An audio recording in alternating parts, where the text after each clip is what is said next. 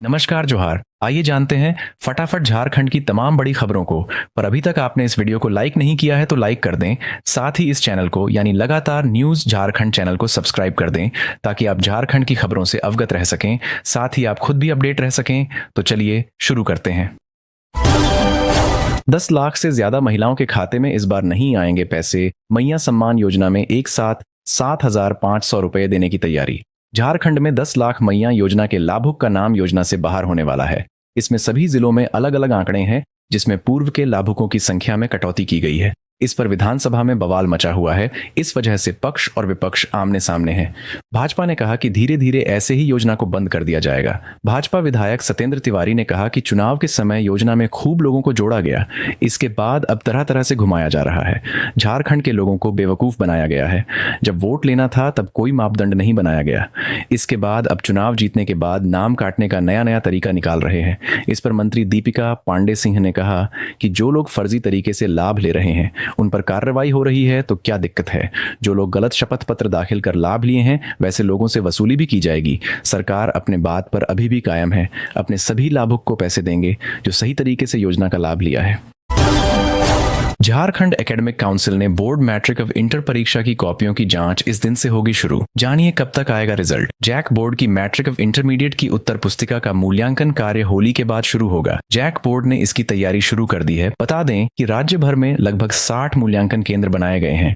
उत्तर पुस्तिका का उठाव होली के बाद शुरू होगा। कॉपियों का मूल्यांकन 20 अप्रैल तक पूरा होने की संभावना है।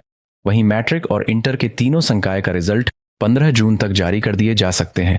गौरतलब है कि झारखंड में मैट्रिक और इंटर की परीक्षा 11 फरवरी से शुरू हुई थी। 3 मार्च तक परीक्षा आयोजित की गई थी। मैट्रिक और इंटर की परीक्षा के लिए पूरे राज्य में 2086 केंद्र बनाए गए थे।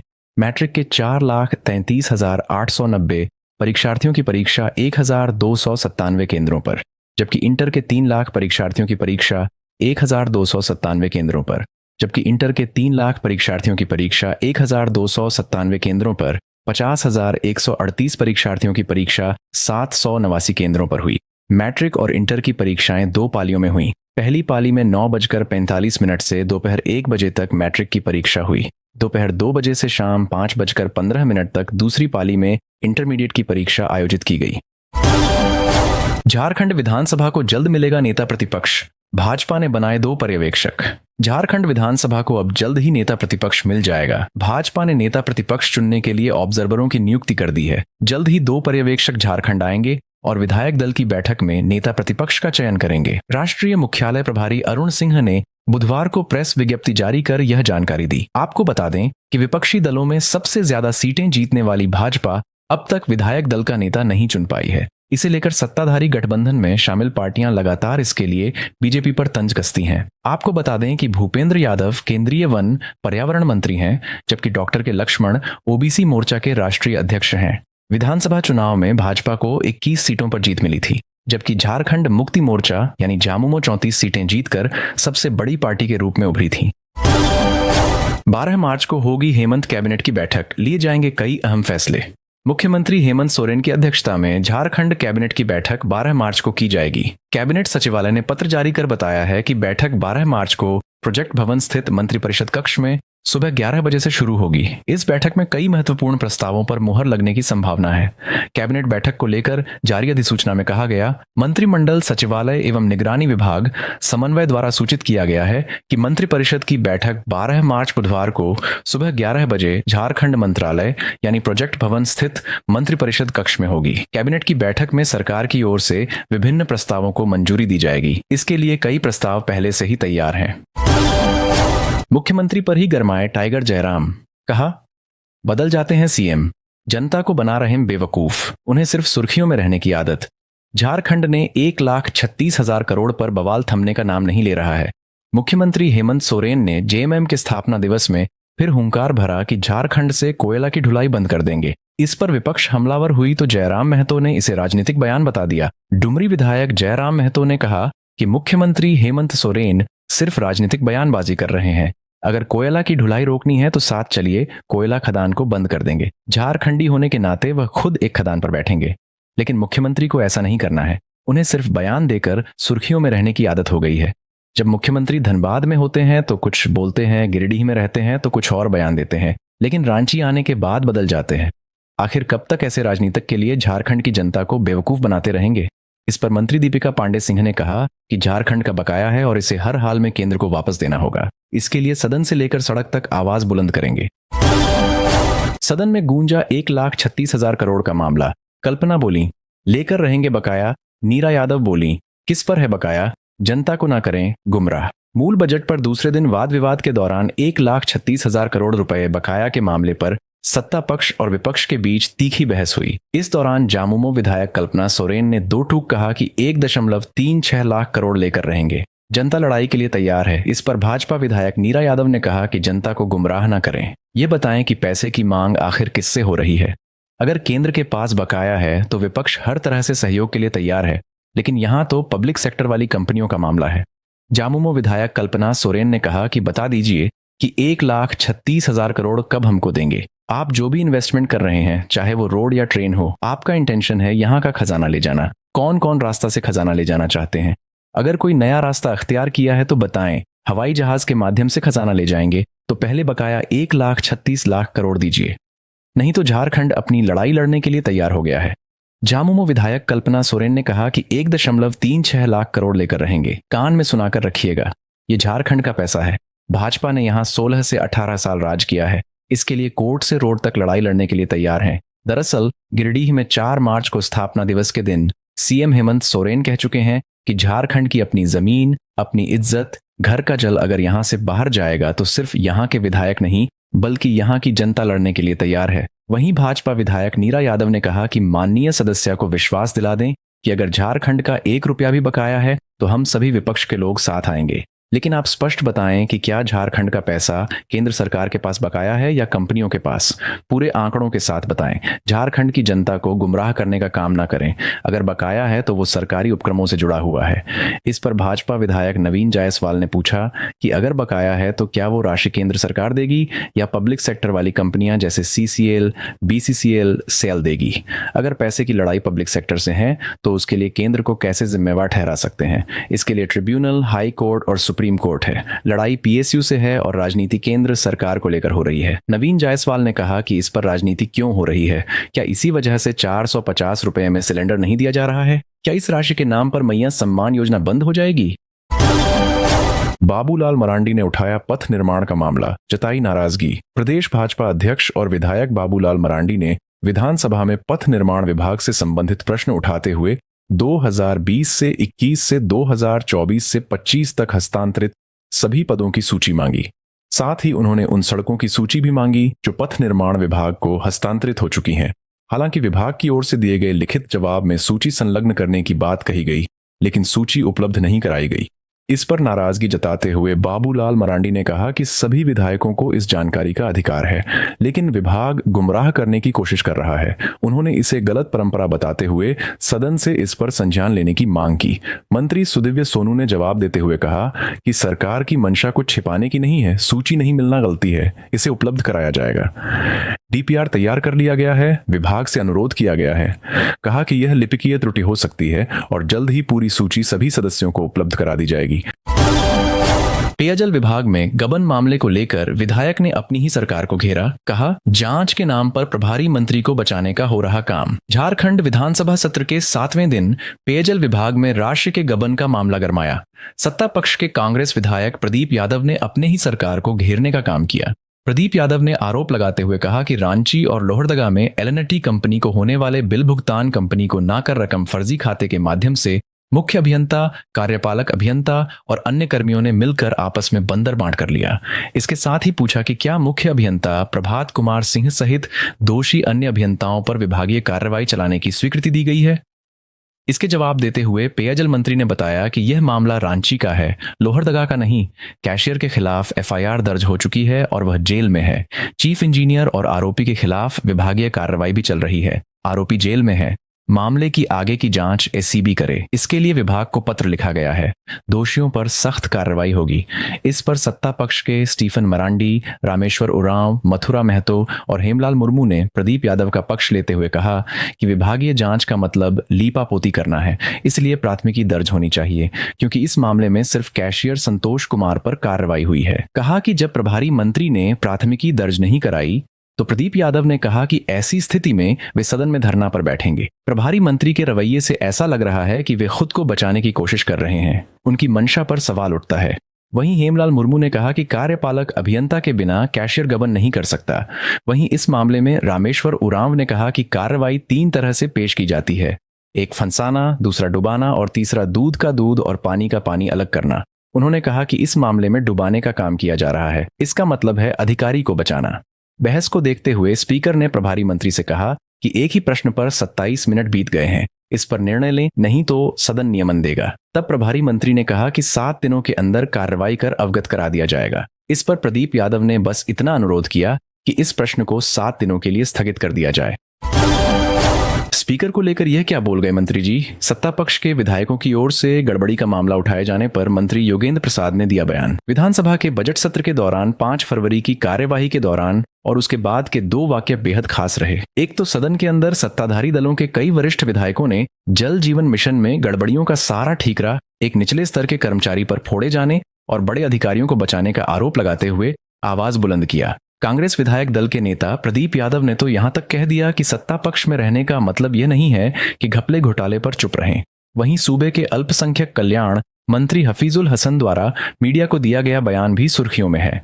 दरअसल पत्रकारों ने पूछा कि विपक्ष का आरोप है कि स्पीकर सदन की कार्यवाही संचालन में मनमानी करते हैं और विपक्ष को मौका नहीं देते। इस सवाल के जवाब में हफीजुल हसन ने कहा कि वह बहुत अच्छे से सदन चलाते हैं। हम लोगों को तो कभी कभी ऐसा लगता है कि वह विपक्ष के स्पीकर हैं। हम लोग झूठों बना दिए उनको। सदन में कांग्रेस विधायक दल के नेता प्रदीप यादव ने जल जीवन मिशन में वित्तीय गड़बड़ियों के मामले में सिर्फ रोकड़पाल को जेल भेजे जाने और कार्यपालक अभियंताओं पर सिर्फ विभागीय कार्रवाई चलाने की बात को गलत बताते हुए सवाल उठाया था। इस मामले में पूर्व मंत्री हेमलाल मुर्मू ने कहा कि क्लर्क को जेल भेज देना और अधिकारियों को बचाना यह ठीक नहीं है। इसके अलावा एक सवाल के जवाब में हेमलाल मुर्मू ने कहा कि स्पीकर या आसन पर आक्षेप या आरोप लगाना ठीक नहीं है, वह किसी दल के नहीं होते। हेमलाल मुर्मू ने कहा कि यह सही है, जब सत्ता पक्ष के संबोधन के समय अपनी बात रखते हैं तब विपक्ष के लोग टोका टिप्पणी ज्यादा करते हैं। ऐसे में जब उनकी ओर से बात रखी जाती है इधर से भी टोका टोकी हो जाती है। सदन के अंदर विपक्ष से ज्यादा सत्तारूढ़ दलों की ओर से ही जल जीवन मिशन में गड़बड़ी का मामला उठाए जाने पर विभागीय मंत्री योगेंद्र प्रसाद ने कहा कि चाहे कितना भी बड़ा अधिकारी हो, अगर वह दोषी होगा उसे बख्शा नहीं जाएगा। मंत्री ने कहा जिस रोकड़पाल को जेल भेजा गया है वह नेम्ड मुख्य आरोपी है और उसने फर्जी दस्तखत कर सरकारी राशि को अपने खाते में डाला था। मंत्री योगेंद्र प्रसाद ने कहा कि केंद्रीय अंश नहीं मिलने से जल जीवन मिशन की योजनाएं अधूरी पड़ी हैं। उन्होंने मीडिया के माध्यम से भाजपा के विधायकों से अपील की कि वह भी जल जीवन मिशन के अपने बकाये के भुगतान के लिए केंद्र पर दबाव बनाएं। विधानसभा चुनाव में असफल रहे बाबूलाल मरांडी को भाजपा बनाए नेता प्रतिपक्ष वित्त मंत्री राधाकृष्ण किशोर। नेता प्रतिपक्ष के लिए चल रही कवायद के बीच वित्त मंत्री राधाकृष्ण किशोर ने भाजपा को बाबूलाल मरांडी को नेता प्रतिपक्ष बनाने की सलाह दी है। विधानसभा परिसर में मीडिया कर्मियों से बात करते हुए राधाकृष्ण किशोर ने कहा कि यह भाजपा का अंदरूनी मामला है, लेकिन हमारा मानना है कि बाबूलाल मरांडी को भाजपा ने जेवीएम से इसलिए लाया था ताकि विधानसभा चुनाव में वह चेहरा साबित हो सके। लेकिन भाजपा ने जो किया उसका नतीजा यह हुआ कि वह सत्ता में नहीं आ सकी। लेकिन मेरा सुझाव यही होगा कि जिस चेहरे को आपने सत्ता में लाने के लिए आगे किया वह सफल नहीं हुआ। अब नेता प्रतिपक्ष के लिए जगह है, इसलिए भाजपा को उस चेहरे को ही नेता प्रतिपक्ष बना देना चाहिए। गौरतलब है कि नेता प्रतिपक्ष के चयन के लिए भाजपा केंद्रीय नेतृत्व ने भूपेंद्र यादव और डॉक्टर के लक्ष्मण को केंद्रीय पर्यवेक्षक नियुक्त किया है। जल्द ही ये दोनों नेता झारखंड दौरे पर आने वाले हैं। बजट सत्र के दौरान सदन में विपक्ष के रुख पर नाराजगी जताते हुए वित्त मंत्री राधाकृष्ण किशोर ने कहा है कि आमतौर पर परंपरा रही है कि विपक्ष सरकार की कमियों को उजागर करता है और सत्ता पक्ष भी जवाब सुनता है। लेकिन जिस तरह से विपक्ष बजट पर चर्चा के दौरान सरकार का जवाब सुने बिना सदन का बहिष्कार कर रहा है, वह परंपरा के विपरीत प्रतीत होता है। उन्होंने कहा कि बजट वित्त मंत्री राधाकृष्ण किशोर का नहीं बल्कि राज्य की जनता का बजट है, जिस पर सदन में सत्ता पक्ष और विपक्ष को चर्चा करनी चाहिए। उन्होंने कहा कि विपक्ष को सदन की कार्यवाही में सहयोग करना चाहिए और सकारात्मक भूमिका निभानी चाहिए तथा जनता द्वारा दी गई जिम्मेदारी का निर्वहन करना चाहिए। भाजपा विधायकों ने स्पीकर पर लगाया मनमानी का आरोप, सदन से किया वॉकआउट। जयराम महतो ने सरकार को दिए सलाह। झारखंड विधानसभा के बजट सत्र में बजट पर चर्चा के दौरान सदन में बीजेपी की ओर से डॉक्टर नीरा यादव अपना पक्ष रख रही थीं। इस दौरान सत्ता पक्ष द्वारा व्यवधान डालने और स्पीकर द्वारा बीजेपी विधायक को बोलने के लिए अतिरिक्त समय नहीं दिए जाने से नाराज बीजेपी के सभी विधायक सदन से वॉकआउट कर गए। सदन से बाहर आने के बाद बीजेपी के प्रदेश अध्यक्ष बाबूलाल मरांडी ने स्पीकर रविंद्रनाथ महतो पर सदन की कार्यवाही के दौरान मनमानी करने का आरोप लगाया। बाबूलाल मरांडी ने कहा कि लगातार देखा गया है कि सदन की कार्यवाही के दौरान स्पीकर बार बार सत्ता पक्ष को बोलने का मौका देते हैं, जबकि विपक्ष को बोलने नहीं दिया जाता। बाबूलाल मरांडी ने कहा कि डॉक्टर नीरा यादव के भाषण के दौरान हंगामा किया गया और जब बदले में कुछ और समय मांगा गया तो स्पीकर ने इससे इनकार कर दिया। इस तरह की मनमानी के खिलाफ बीजेपी विधायकों ने सदन का बहिष्कार किया और वॉकआउट कर दिया। उन्होंने कहा कि जहां तक उनकी जानकारी है, प्रतिदिन 400 से 500 ट्रक अवैध कोयला पुलिस के संरक्षण में धनबाद बोकारो क्षेत्र से राज्य से बाहर भेजा जा रहा है। राज्य में सभी समस्याओं के पीछे कांग्रेस ही है और जामुमो उसी कांग्रेस की गोद में बैठी है। वहीं भाजपा विधायक डॉक्टर नीरा यादव ने कहा कि जब जल जीवन मिशन में जांच पूरी हो चुकी है तो कार्रवाई में उधेड़बुन की स्थिति क्यों? नीरा यादव ने कहा कि प्रदीप यादव हमारे मुद्दे उठा रहे हैं। भाजपा विधायक और पूर्व मुख्यमंत्री रघुवर दास की पुत्रवधू पूर्णिमा दास ने कहा कि सत्ताधारी दल के लोग राज्य की भोली भाली जनता को गुमराह कर रहे हैं। उन्होंने कहा कि सीएम को नाकेबंदी की बात करना शोभा नहीं देता। उन्होंने कल्पना सोरेन को चुनौती देते हुए कहा कि वे विरोध करें। डुमरी विधायक जयराम महतो ने कहा कि मंच पर सत्ताधारी दल के नेताओं का भाषण सदन के अंदर के भाषण से अलग होता है। उन्होंने कहा कि हेमंत सरकार जिस कोयला बकाये की बात कर रही है वह सरकार की नहीं बल्कि उन झारखंडियों की राशि है जिनकी जमीन कोयला खदानों में चली गई है। जयराम महतो ने कहा कि अधिकतर संवेदनशील मामलों में सरकार का जवाब होता है कि मामला प्रक्रियाधीन है। ये सही नहीं है। झारखंड के आईटीआई कॉलेजों में होगी एआई की पढ़ाई। 49 प्रशिक्षण अधिकारियों को नियुक्ति पत्र सौंपते हुए सीएम ने दिए निर्देश। राज्य सरकार द्वारा संचालित आईटीआई कॉलेजों को 49 नए प्रशिक्षण अधिकारी मिल गए हैं। झारखंड कर्मचारी चयन आयोग के द्वारा चयनित इन प्रशिक्षण अधिकारियों को मुख्यमंत्री हेमंत सोरेन ने झारखंड मंत्रालय सभागार में आयोजित कार्यक्रम में नियुक्ति पत्र सौंपा गया। इस कार्यक्रम में वित्त मंत्री राधाकृष्ण किशोर और श्रम मंत्री संजय प्रसाद यादव मौजूद थे। प्रशिक्षण अधिकारियों की नियुक्ति प्रक्रिया 2019 और 2022 में शुरू होने के बाद कई वजहों से स्थगित हुई, जो बाद में 2023 में निकाले गए विज्ञापन के आधार पर पिछले साल पूरा हुआ। इसमें चयनित करीब 500 प्रशिक्षण अधिकारियों में 444 का नियुक्ति पत्र पिछले साल सितंबर में सीएम के हाथों मिला था। शेष बचे 49 अभ्यर्थियों को तकनीकी खामियों की वजह से नियुक्ति पत्र नहीं मिला था, जिसे दूर करते हुए मुख्यमंत्री के हाथों दिया गया है। राज्य के आईटीआई कॉलेजों में एआई की पढ़ाई शुरू करने का निर्देश देते हुए मुख्यमंत्री हेमंत सोरेन ने कहा कि आज के तकनीकी युग में हर घर में मोबाइल है, जो एक तरह से एआई का ही रूप है। नियुक्ति पत्र वितरण समारोह को संबोधित करते हुए मुख्यमंत्री ने नियुक्ति पत्र पाने वाले सभी अभ्यर्थियों को बधाई दिया। उन्होंने कहा कि आप सब सरकार के अंग के रूप में चिन्हित हुए हैं। कई बार क्षेत्र भ्रमण के दौरान आईटीआई कॉलेज में प्रशिक्षकों की कमी की शिकायत मिलती थी। आप लोगों के आने से यहाँ पढ़ने वाले युवाओं को इसका लाभ मिलेगा। सीएम ने विभाग प्रशिक्षण के साथ साथ रोजगार पर भी जोर दिया है। उन्होंने कहा कि कोरोना से पहले और बाद में भी 50,000 से अधिक नौजवानों को ऑफर लेटर दिया गया था। अब नवनियुक्त लोगों की जिम्मेदारी होगी कि नौजवानों को बेहतर रूप से प्रशिक्षित करें। तकनीकी युग में प्रशिक्षित होना आवश्यक है। झारखंड जैसे पिछड़े राज्य में रोजगार को लेकर नौजवानों में चिंता बनी रहती है।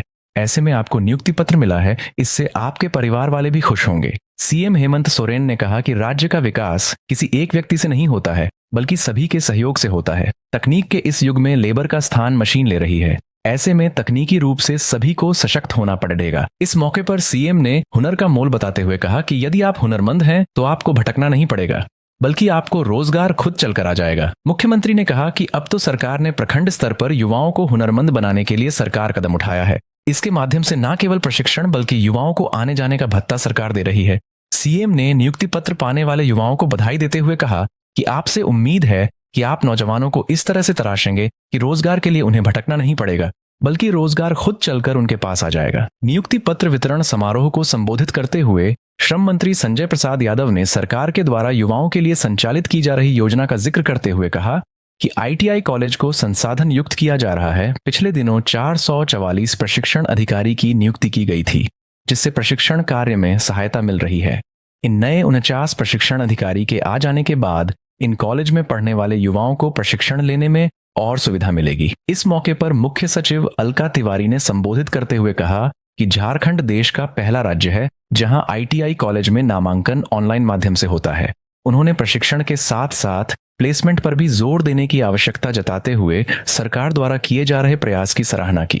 श्रम सचिव जितेंद्र कुमार सिंह ने कहा कि राज्य में 74 सरकारी ITI और 261 प्राइवेट ITI हैं, जिसके माध्यम से करीब 10,000 विद्यार्थी प्रशिक्षित किए जा रहे हैं। जितेंद्र सिंह ने कहा कि साल 2024 में दिसंबर तक 3,420 छात्रों को प्लेसमेंट हुआ है, वहीं 2023 में करीब 2,400 छात्रों को प्लेसमेंट हुआ है। उन्होंने मुख्यमंत्री के निर्देश पर आने वाले समय में AI टेक्नोलॉजी का प्रशिक्षण भी शुरू होने की संभावना जताते हुए ITI को साधन संपन्न बनाने की बात कही। इधर नियुक्ति पत्र पाने वाले अभ्यर्थियों में खासा उत्साह देखा गया। साहिबगंज ITI के लिए चयनित सिंटू कुमार कहते हैं कि काफी जद्दोजहद के बाद नियुक्ति पत्र मिला है। कुछ तकनीकी त्रुटियों की वजह से हम सभी 49 अभ्यर्थी पीछे छूट गए थे। पूर्व CM चंपाई सोरेन ने कहा 23 मार्च से करेंगे बांग्लादेशी घुसपैठ के खिलाफ उलगुलान, रीति रिवाज के साथ बाहा पर्व में हुए शामिल। राज्य के पूर्व मुख्यमंत्री सहसरायकेला के भाजपा विधायक चंपाई सोरेन ने बुधवार को अपने पैतृक गांव जिलिंगगोंडा में पूरे धार्मिक रीति रिवाज के साथ बाहा पर्व मनाया, जहां चंपाई सोरेन ने जाहिरथान पहुंचकर आदिवासी वेशभूषा में प्रकृति के देवता की पूजा अर्चना की। इस मौके पर चंपाई सोरेन ने कहा कि बाहा पर्व में आदिवासी समुदाय के लोग अपने सृष्टिकर्ता और प्रकृति के देवता मरांगबुरु, जाहिर आयो, लिटामोणे और त्रुइको के प्रति अपनी श्रद्धा और आभार प्रकट करते हैं। समाज के लोग अपने पारंपरिक पुजारी नायके, बाबा और मांझी बाबा के मार्गदर्शन में सृष्टिकर्ता के प्रति अपनी श्रद्धा का प्रकट करते हैं। वे निरंतरता से प्राकृतिक तत्वों के साथ एक संपर्क में रहते हैं, जिसका परिणाम स्वरूप उनके जीवन में संतुलन और समृद्धि होती है। बाहा पर्व में आराध्य देवी देवताओं को उनका प्रिय फूल सारजोम बाहा यानी सखुआ फूल और मातकुम गेले यानी महुआ फूल अर्पित करते हैं। इन फूलों का पूजन करके लोग अपनी धार्मिक और सांस्कृतिक संबंध को मजबूत करते हैं। फिर उन्हें नायके बाबा के द्वारा समाज के लोगों के बीच बांटा जाता है, जिससे समृद्धि और सामूहिक एकता का संदेश मिलता है। बाहा पर्व पर समुदाय के लोग एक दूसरे के साथ सामंजस्य और सहयोग के भाव को मजबूत करते हैं। यह पर्व समृद्धि, सौहार्द और प्राकृतिक संबंधों को मजबूत करता है और समुदाय को एक दूसरे के साथ गहरी बंधनों में जोड़ता है। पूर्व CM चंपाई सोरेन ने एक बार फिर झारखंड में बांग्लादेशी घुसपैठ और धर्मांतरण के मुद्दे को जोरों से उठाने का निर्णय लिया है। उन्होंने कहा कि 23 मार्च शहीद दिवस के दिन संथाल की पावन धरती से ये धर्मांतरण और बांग्लादेशी घुसपैठ के विरुद्ध उलगुलान करेंगे। पूर्व CM ने कहा कि झारखंड के आदिवासियों के साथ बांग्लादेशी घुसपैठ और धर्मांतरण कर उन्हें लगातार ठगा जा रहा है। पूर्व CM ने कहा कि राज्य के मुख्यमंत्री की कमान संभालते ही उन्होंने झारखंड के सभी पवित्र धार्मिक स्थल जाहिरथान को पर्यटक स्थल के रूप में विकसित करने की योजना बनाई, जिसका नतीजा है कि आज हर एक जाहिरथान प्राकृतिक सौंदर्यता की छटा बिखेर रहा है। चंपाई सोरेन ने कहा कि आदिवासियों का इतिहास, रहन सहन गौरवशाली रहा है। झारखंड के देश के कोने कोने में आदिवासी देवताओं के स्थल हैं। वही पड़ोसी देश बांग्लादेश और नेपाल में भी आदिवासी और उनके धार्मिक स्थलों की काफी प्रचलित मान्यता है। तो ये थी आज की कुछ मुख्य बड़ी खबरें। जुड़े रहे इस चैनल के साथ। ऐसे ही आपको इस चैनल के माध्यम से झारखंड की तमाम छोटी बड़ी खबरों का अपडेट मिलता रहेगा। मिलते हैं फिर से अगले वीडियो में, तब तक हमें इजाजत दीजिए। जोहार।